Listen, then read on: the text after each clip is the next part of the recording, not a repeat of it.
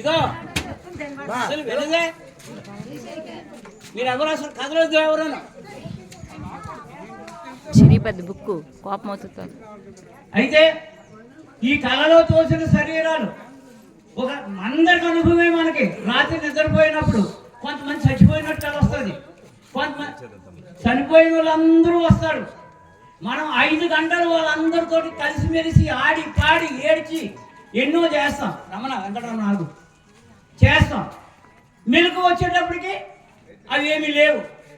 వాళ్ళందరితో అప్పుడు దాకా ఆడిపాడాం మనం. మరి ఏమైంది? అవి కళలో భ్రమ వల్ల తోచిని. మరి శివరామ దీక్ష సిద్ధాంతం ఏమంటుంది? ఇప్పుడు నీవు బ్రతికిన 70, 89 సంవత్సరాలు నాది నాది అనుకుంటుంది కూడా భ్రమే. ఇది కూడా కళే. అది ఒక రాత్రి కళ అయితే ఇది ఒక 80, 70 సంవత్సరాల కళ. అది కళే, ఇది కళ అని నువ్వు ఒక గురువు దగ్గర ముందు దృఢపడాలి. చెప్పేసుకుంటే కుదరదు, దృఢపడాలి. ఒక చిన్న కథ చెప్పి వదిలేస్తా. ఒక రాజుగారు ఎంతో మంది అచల గురువుల దగ్గర బోధలు విని వైరాగ్యం సంపాదించి ఇలాంటి రాజ్యాన్ని ఎంతో మంది ఇంతవరకు కూడా ఈ సంవత్సరం కూర్చుని పరిపాలించారు. నేను అచల బోధ విన్నాను కాబట్టి వైరాగ్యం వచ్చిందని వదిలేశాడు. ఆయన రాజ్యాన్ని కొడుకుకి ఇచ్చేసి అడవిలోకి వెళ్ళిపోయి గుడిసేసుకుని ఒక గోచి పెట్టుకుని అక్కడ తపస్సు చేసుకుంటుంటాడు. ఏదో పున్నమి రోజుకి 4 రోజులు ఆకలి వేసినప్పుడు ఈ ఊళ్ళోకి వచ్చి కాస్త మాదాకంలో అడుక్కొని వెళ్తూ ఉంటాడు. ఒక అచల గురువు గారు వచ్చారు ఆ ఊరికి. మీ ఊరి విశేషాలు ఏంటంటే మా పమ్మ వెంకటరమణ ఏమన్నాడంటే, ఇక్కడ ఒక రాజుగారు రాజ్యాన్ని తృణపాయంగా వదిలేసి అడవిలో ఉంటున్నారు. పున్నమి రోజున వస్తారు, ఇంత బొచ్చి పట్టుకుంటారు, గోచి పెట్టుకుంటారు, ఇంకా 4 అడుగు ఇల్లు అడిగేసి తినేసి వెళ్ళిపోతారంటే నేను చూడాలంటాడు. పున్నమి వచ్చింది, ఆయన వస్తున్నాడు, అదిగో ఆయనే వస్తున్నాడు అన్నారు.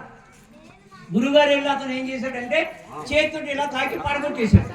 పడిపోయాడు. ఆయన లేచి ఏమంటున్నాడు రాజుగారు, నేను రాజ్యాన్ని తృణపాయంగా వదిలేసా, నేను అహంకారాన్ని వదిలేసా, నేను అన్నీ వదిలేసా, నువ్వు ఇలా పడగొట్టినంతలో నాకేం కోపం రాదు అన్నాడు. చాలా సంతోషం నాయన అన్నాడు. ఆయన అటు వెళ్ళిపోయి నీటి వెళ్ళిపోయాడు.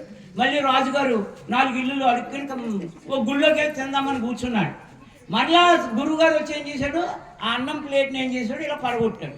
అన్నం అంతా కింద పడిపోయింది. ఏమంటున్నాడు రాజుగారు, నేను రాజ్యాన్ని తృణపాయంగా వదిలేశాను, ఇలాగ అన్నం తిన్నంతలో నేను చచ్చిపోతానా, నాకు ఏమైనా కోపం వస్తుంది అనుకుంటున్నావా, నేను అన్నీ వదిలేసాను అంటున్నాడు. నువ్వు అన్నీ వదిలేసావు ఎందుకయ్యా అంటే జన్మరహితం కోసం అన్నాడు. నీకు ఎప్పటికీ జన్మరహితం కాదు, పో అన్నాడు. అంతే అసలు గురువు గారు. ఎప్పటికీ మన గురువులు అంటున్నారు కదా, దేశాలు అమ్మడి తిరిగేసాం, రాష్ట్రాలు అమ్మడి తిరిగేసాం, 60 సంవత్సరాలు ఇన్ని పుస్తకాలు రాసేసాను, అన్ని పుస్తకాలు రాసేసాను, ఇన్ని గంధార్థాలు పెట్టేశాను అన్నప్పుడు నేను అంటున్నప్పుడు నీకు ఇంత జన్మరహితం ఎక్కడిది? నేనెంత చేశా ఎక్కడ చేసావయ్యా? నువ్వే కళలో తోసిన శరీరం లాంటి అన్నప్పుడు నువ్వు చేయడం ఏంటి?